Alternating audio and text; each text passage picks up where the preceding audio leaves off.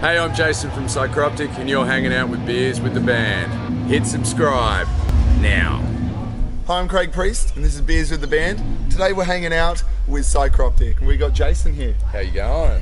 Good, how are you going? Good, bit tired. It's been a long day. Had some big delays on the flight. Oh shit, really? Yeah, we were meant to be in at about 1 o'clock today, but we ended up not getting in till, I think we got here about 5:30 or something. Classic Australian domestic yeah, flights. so shit's been a little bit hectic today, but you know. As long as they're not throwing your gear around. Nah, that's it. As long as that all makes it one piece, who gives a shit? Exactly. Really? So, as long as everybody can hear you play. Yeah, that's what it's all about. Well, so Echoes to Come, the first single off your 6th album that's coming out in March next year. Well, maybe? I think so. I think so at this stage. I don't think there's a release date that's been released yet, but I think it's somewhere around March. Yeah, somewhere around there. Anyway, well, Echoes to Come is sick.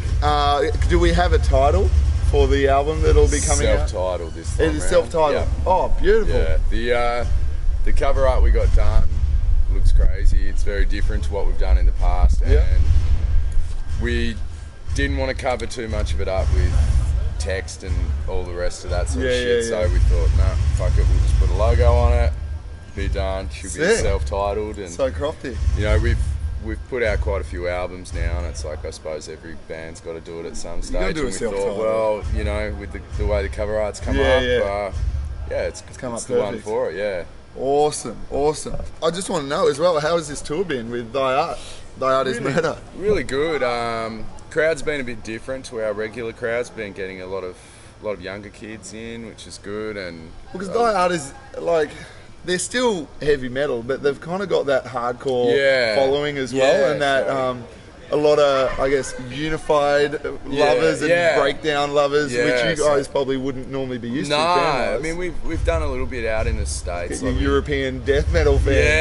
Yeah. So I mean, we've done a few sort of crossover things in the States. Like we toured out there with Whitechapel, Suicide Silence, a few of them, and back when we did it, it didn't really take too well. I mean, it was a lot of that sort of deathcore, metalcore fan base, which I think it was still a bit early in the piece that those guys weren't really getting the more extreme shit like what we do. But I think now it's really working. I mean, the bill's really mixed. You know, got Revocation on there, so you got a sick sort of party thrash band, and us doing what we do. Thy Art, Disinterm, you know, like that sort of US. Just got a mixture of everything. Yeah, so it's a good concoction, you know. There's something for everyone, and all the fans seem to be getting into all the bands. It's like they're not just coming out to check out the one band they've seen and then going out for a cigarette after that. So it's been really good in that respect. So I think it's been a really great tour for us. Great. So they're showing respect to every band. Yeah, and it's really good to see, you know. I mean,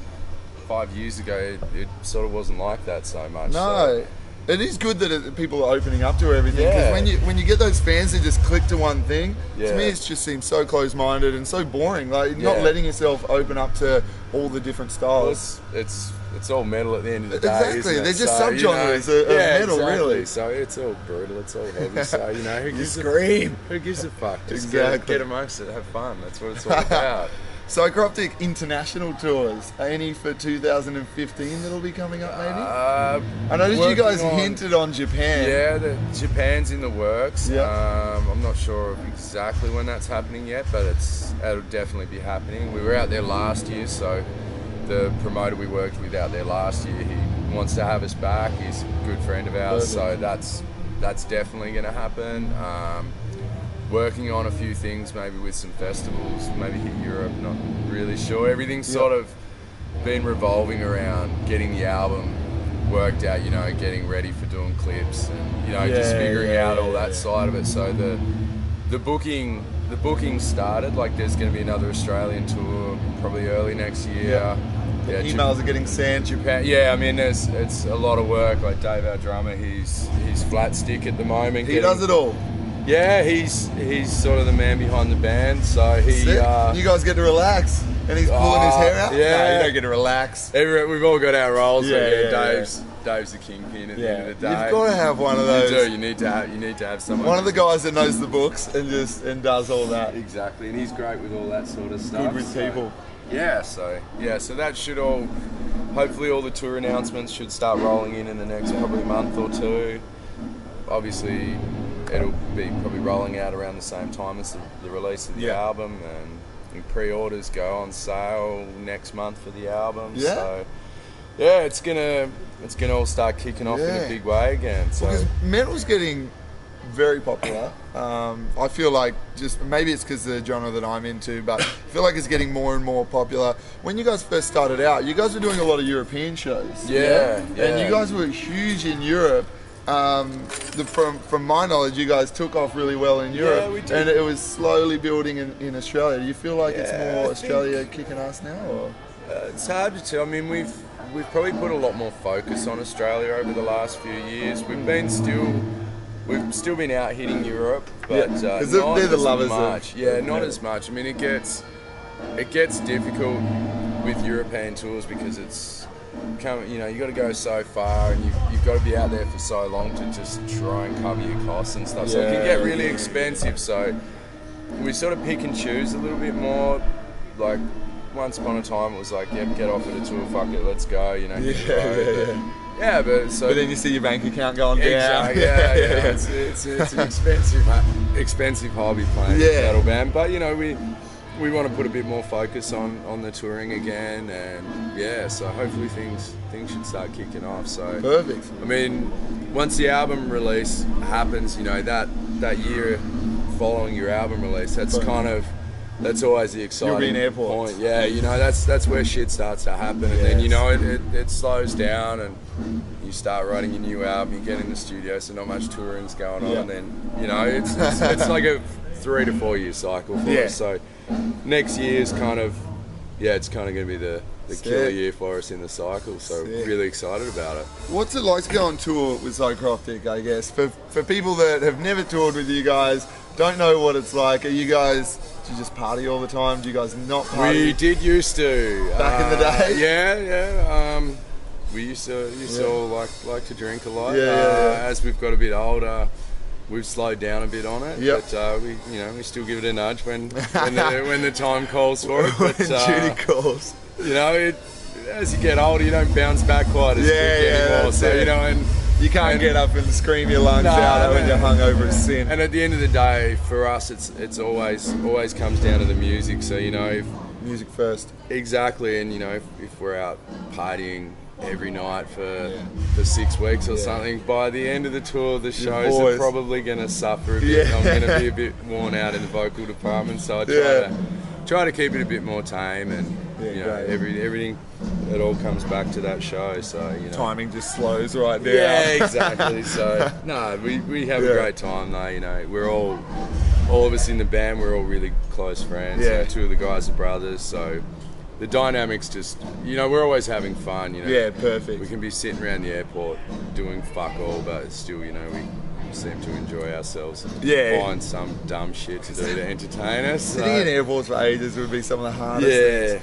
Because they've got TVs up, but sometimes you can't even hear the TVs, and then your phones could go dead and you don't know what to do. Yeah, the iPhone's a bit of a saviour. Yeah, because you guys were touring before the iPhone came out. Yeah. What would that have been like? It was different. Yeah. That's when all the drinking used to go on. I'm sure not a lot of people know you guys are softies at heart. It's cute, but it's still metal. You guys have adopted a Tasmanian devil. Yeah. That is one of the coolest things, but it's still brutal because it's a devil. At the end of the day, it's still a Tassie devil. Band from Tassie, born and raised. Yep. And 3 of us still live there. Like Dave lives in Melbourne, but he spends so much time down in Tassie still anyway. And they're going extinct. Stuff. Exactly. We've had that many shirts and shit that have had some form of fucked up Tasmanian devil on them, And now they are looking fucked up with their tumours on their face. And is there anything that anybody else can do to support that, or any fans out there? Can they donate? Yeah, well, we did most of our stuff through Devil Arc, which is a program where they took the devils out of the general population, and they moved them up to somewhere up in New South Wales, I think up around the Blue Mountains area. And so they're obviously got a big breeding program going, and keeping them away from the others. Yeah, pretty much. I think the whole idea is that they are going to be wiped out in Tasmania, and I think they've come to the conclusion there's probably no curing this shit. So once the population's, I guess, wiped out in the state, they'll have the breeding programs done, and then they can repopulate. So and then send them all back down. Yeah, so I think that's the way it's all working. So if nobody gets behind this sort of shit, well, nothing's going to happen. So we've done benefit shows. Our latest single that we released, the money's going. Wow, that's amazing. To going, Devil Arc. Yeah, so it's all going to our cause. So that's crazy. Yeah, got to get amongst it. I mean, at the end of the day, we want to do something good for our state. You know what I mean, and Tassie's amazing, a beautiful place. It's a great place, and we want to do everything we can to keep it that way. Perfect. You guys have been touring. We'll get back onto touring. You guys have been touring for quite some time. Is there any advice you can give these young and up and coming? Not calling you old by any means. It is starting to get that way though.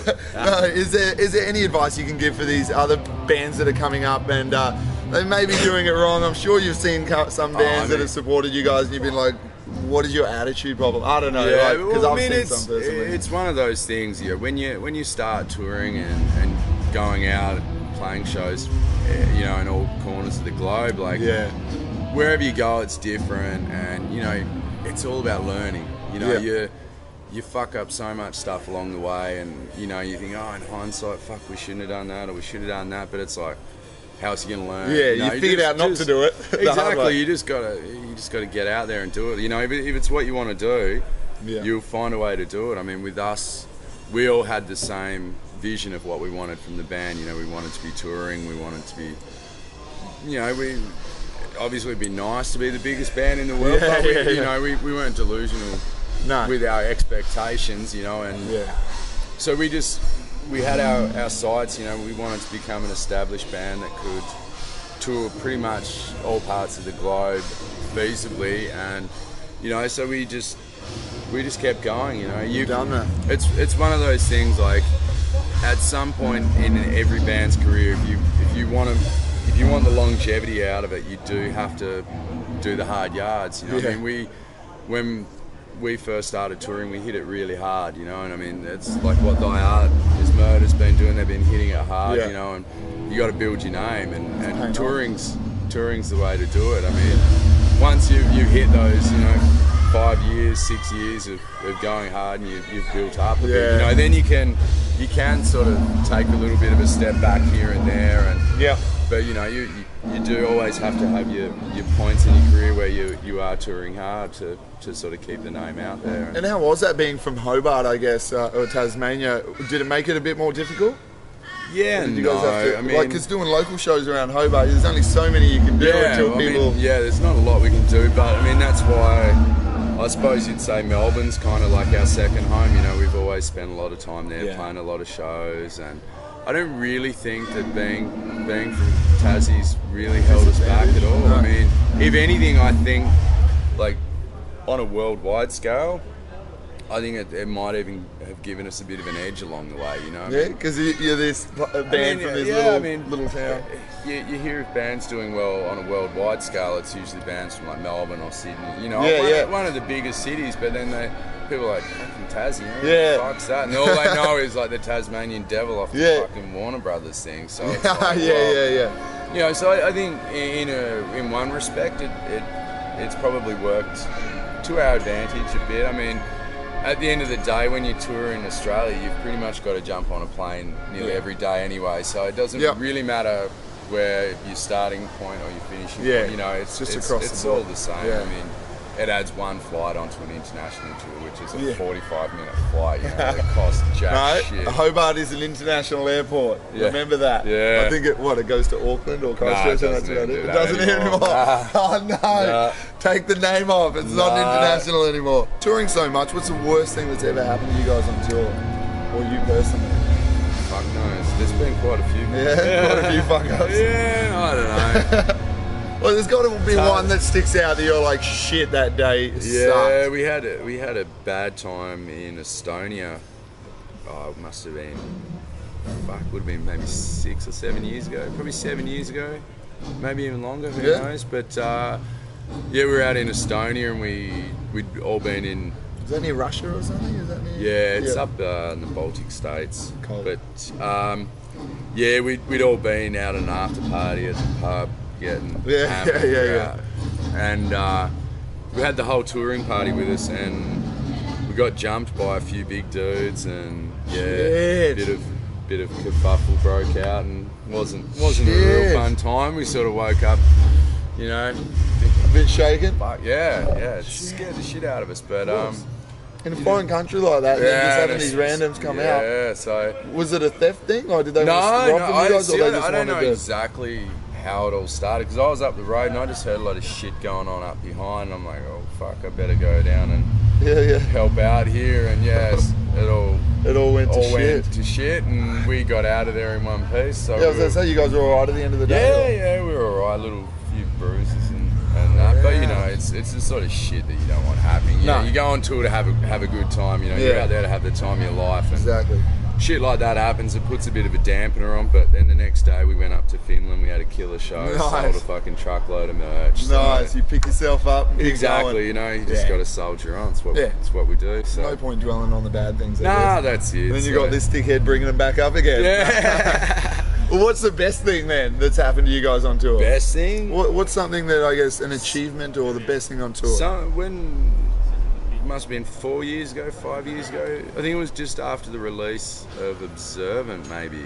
Yeah. We got booked on the European summer festivals. We got to play like Partisan, Summer Breeze, Brutal Assault, you know, all these fucking killer festivals. You'd be getting so many people there. Yeah, heaps of people, and you know, getting to see all the bands we'd grown up listening to, you know, getting to watch them from side stage, hanging out in the backstage area, bars, and there getting on the piss. So being one of them, I guess. Yeah, that would have been it's insane. like that, looking around going, fuck, how did it go from jamming in my parents' rumpus room to this, you know? And it's, you know, and you have those moments of realisation sometimes. You think, shit, you know, life's pretty fucking good. You know? Do you have them sometimes just before you're about to go on stage, or do you have them when you walk off stage and you're like, what the fuck just happened? Yeah, you know, some shows we do, like, we had some crazy shows. Like, we played China a few years back. We got booked on it was like a government-run sort of mainstream festival, and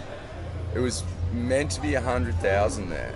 And we were direct support to Panic at the Disco, who were headlining. That sounds weird. Random mix. But did they know who you guys were? No, Panic at the Disco. Their techs actually were metalheads, and they were really cool. The Panic at the Disco guys were really cool. We had some drinks after and that with them. So, but like when we got there, this festival site was fucking huge. You know, it was prepared for 100,000, but they'd had a massive storm on the first day, and we were on the second day, and we got there in this 100,000 people festival site.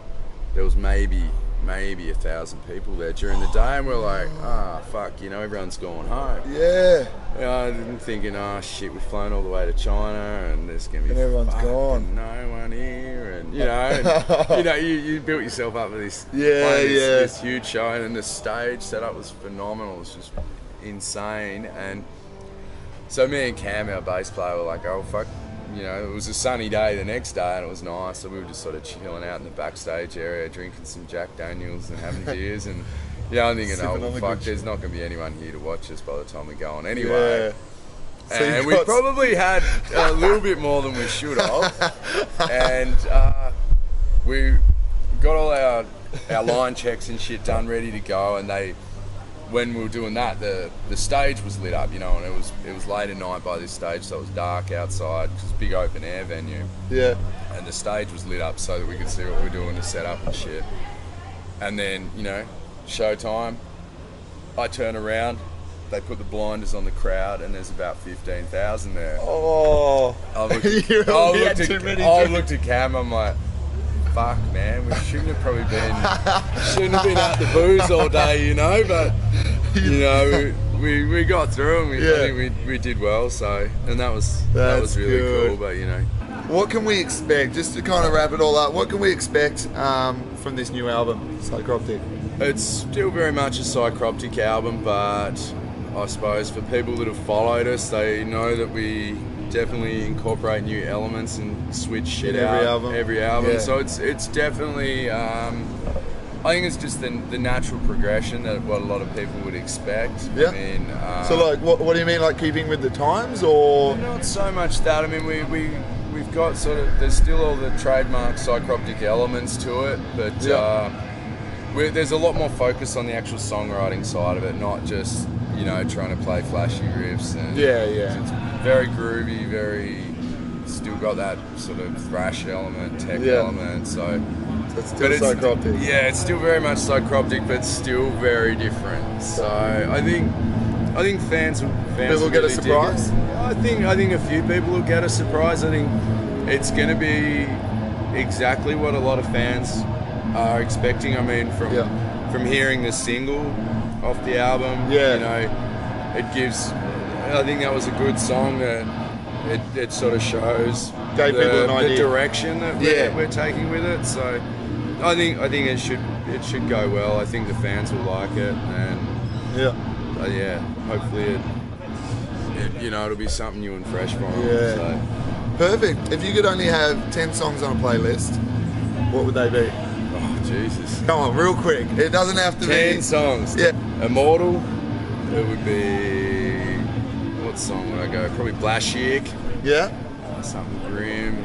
Probably some Satyricon, Mother North. Oh shit, I don't know. That's enough. There'd definitely be some John Farnham and some Cypress Hill though as well. Of course there would be. Of course there would be. You need that. You need it. When we tour, there's not a lot of metal going on. No? Nah, yeah. You know. Well, you get so much of it. You get it all night, every night. Yeah. So it's like I like to fucking listen to something a bit different when I'm driving Johnson around. On for fuck's sake. When you're chilling. Yeah. We're very dynamic with what we listen to. So. I mean, I listen to I've listened to Iggy Azalea sometimes. I fucking like her. She goes alright. You got to mix it up sometimes. You do. Yeah. So make sure that you download Echoes to Come. Yeah, check it out. By Psycroptic. Film clip was released last week for that as well. Yep. So check that out on YouTube. And pre-order. Pre-order, yeah. It should be out in January, and there should be another single release probably in the coming month or so. Perfect. And then March-ish for the album. Yeah. Details are very vague at the moment. Got to keep shit secret, so. Perfect. Jason, thank you very much. No worries. Thanks for having me. It was great. Cheers.